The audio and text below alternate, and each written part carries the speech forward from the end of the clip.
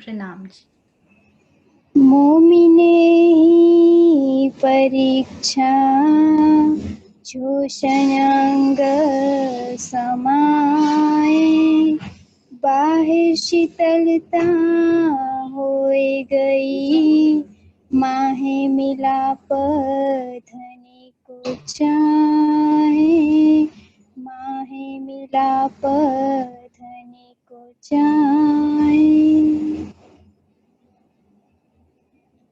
धामधनी अक्षरातीत हम सभी ब्रह्म सृष्टियों को किरंतन की इस वाणी के कुर्बानी रूपी प्रकरण के द्वारा हम सबसे कह रहे हैं कि जो भी सच्ची ब्रह्म सृष्टियाँ परम धाम से इस संसार में आई हुई है, या जिसने भी ब्रह्म सृष्टि होने का दावा लिया है, हम सब के लिए इस संसार में जो ये पल पल जो ये समय बीतता जा रहा है, वो हमारे लिए सबसे बड़ी परीक्षा की घड़ी है। क्योंकि जो ये परीक्षा है वो भी हमें कुर्बानी की देनी है। जाहिरी कुर्बानी तो हर कोई कर लेता है, लेकिन धनी कहते हैं कि यहाँ पर हमें बातूनी कुर्बानी करनी है। और ये कुर्बानी जो है वो सिर्फ और सिर्फ चितवनी के रास्ते पर चलने से ही हो पाएगी। और धनी कहते हैं कि अब मैं देखता हूँ कि इस राह पर चलने के लिए मेरी कौन सी ऐसी सखी है जो कुर्बानी कर पाती है, और कौन सी ऐसी सखी है जो कुर्बानी नहीं कर पाती। क्योंकि कस न पाइए कसोटी बिना, रंग दिखावे कसोटी, कच्ची पक्की सब पाइए, मत छोटी या मोटी। जिस प्रकार कसौटी पर कसे बिना शुद्ध सोने की पहचान नहीं होती है, तब तक सांचा भी उसे स्वीकार नहीं कहता। ठीक इसी तरह से प्रेम रूपी इस कसौटी पर चले बिना हम ब्रह्म सृष्टियों के वास्तविक प्रेम की भी पहचान नहीं होती, और हम तो कहलाते ही है प्रेम का स्वरूप। तो धनी कह रहे हैं कि जो मेरी सच्ची अंगना होगी, वो इस राह पर चलती हुई अपनी तन मन जीव और आत्मा को नख से सिख तक लेकर सब कुछ ही इस चितवनी की राह पर चलकर अपना सब कुछ न्योछावर कर देगी। और इस राह पर चलती हुई वो अपने प्रियतम का दीदार भी करेगी। और धनी कहते हैं, पहले ही इस चौपाई में कह दिया कि साथ जी शोभा देखिए, करे कुर्बानी आत्म, वार डारू नख सीख लो, ऊपर धाम धनी खसम। जो धनी की अंगनाएं है उनके लिए अब ये परीक्षा की घड़ी है कि कौन सी सखी अपने इश्क का सूत काट पाती है, या कौन सी ऐसी सखी है जो चितवनी में बैठकर अपने प्रियतम को रिझा कर अपना प्रेम दिखाकर मार्फत और वाहिदत का रस ले पाती है। आगे धनी इस चौपाई के दूसरे चरण में हमें कह रहे हैं कि जो सखी परीक्षा का इस नाम सुनेगी तो उनका दिल कैसा हो जाएगा। तो धनी कहते हैं कि जोश है ना अंग समाए।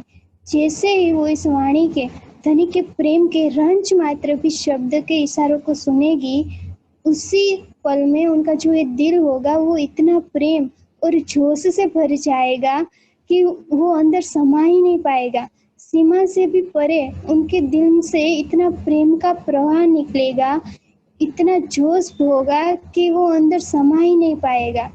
और जो धनी की अंगना होगी, जो इतने प्रेम और जोश से भरी हुई होगी, वो क्या करेगी? तो वो एक ही काम करेगी कि अपने प्रियतम को तो रिझाएगी, लेकिन साथ में वो अपना जो दूसरा कॉल है वो भी पूरा करेगी। और हम सबको पता है कि हमें हमारा दूसरा जो कॉल है वो कौन सा पूरा करना है। तो धनी कहते हैं कि कर कबीला पार का, वो अपनी ही धनी का अंग, अपने ही धनी के दिल का जो स्वरूप अपनी सखियों को, जो इस संसार में पता नहीं हर अलग अलग जगह पर आई है, वो आपस में अपनी सखियों से इतना बेशुमार प्रेम करेगी।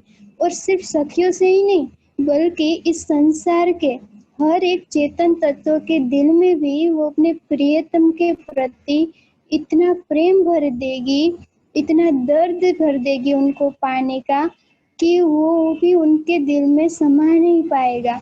आजकल की तरह ऐसा नहीं करेगी कि हर छोटी बात हो या बड़ी, कोई भी कितनी भी गलती करे, लेकिन आपस में जो खींचातानी मच जाती है सुंदर साथ के बीच में, वो ऐसा नहीं करेगी। और सोचो ना कि जिनका हृदय ही इतना प्रेम से भर गया हो, जिसका हृदय इतना निर्मल हो चुका हो, उनके जीव की दृष्टि भी कितनी बदल जाएगी। तो तीसरे चरण में धनी कहते हैं कि बाहर शीतलता हो ही गई, कसौटी की इस राह पर चलती हुई, चाहे उनको कितना ही मान मिले या अपमान, सुख मिले या दुख, हार हो या जीत, इस रास्ते पर चलती हुई अपने प्रियतम का दर्द और विरह में तड़पती हुई इस संसार में अपने जीव का जो मन है वो भी इतना निर्मल बना देगी कि उनके अंदर शीतलता आ जाएगी। और जैसे ही उनके अंदर शीतलता आ जाएगी तो उनका हाल क्या होगा? तो इस संसार में रहते हुए भी वो इस संसार के क्षणिक सुखों के पीछे नहीं भागेगी। उनके दिल में से जो संसार के प्रति आकर्षण होगा वो भी चला जाएगा। और जितनी भी हमारी सिरदार सखियां हुई है उन्होंने भी तो यही किया, इस चितवनी की राह पर चले, धनी के प्रेम और विरह में डूबे। और ऐसी सखियों के लिए धनी वाणी में भी कहते हैं कि लगी वाली और कछु न देखे, पिंड ब्रह्मांड वाको हेरी नाही, ओ खेले प्रेमे पार पियासो, देखन को तन सागर माई। चाहे पिंड हो या ब्रह्मांड, इन दोनों से परे अपना परात्म का श्रृंगार सजेगी। और धनी की चरणों में जाकर वो उनके रोम रोम में प्रेम भरकर सिर्फ और सिर्फ इस चितवनी में ही डूबी रहेगी।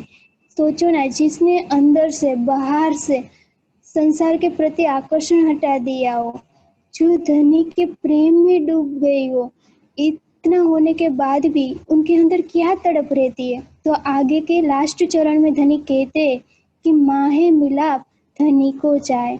इनके अंदर इतना विरह का दर्द होगा कि जैसे ही वो चितवनी में बैठेगी, जैसे ही वो परम धाम की शोभा श्रृंगार धनिक की लीलाओं में डूबेगी, धनिक के श्रृंगार को देखेगी, तो उनके एक एक अंग को जैसे ही वो देखती जाएगी, उतना ही वो अंग उसके हृदय में, उनके दिल में चुभता है। और जैसे ही उनके हृदय में वो एक एक अंग चुभेगा, उतना ही उनके हृदय में विरह भी बढ़ेगा। और मानो ऐसा लगेगा जैसे एक हमारे रोम रोम में एक सिरहन सी पैदा हो गई हो। और ऐसी अवस्था में आने के बाद ना ही उसे अपनी सुध रहेगी और ना ही उसे अपने शरीर की सुध रहेगी। तभी तो हम वाहिदत और मार्फत का रस ले पाएंगे। जो धनी के दिल का हम सागर कहते हैं, उस सागर में डुबकी लगा पाएंगे।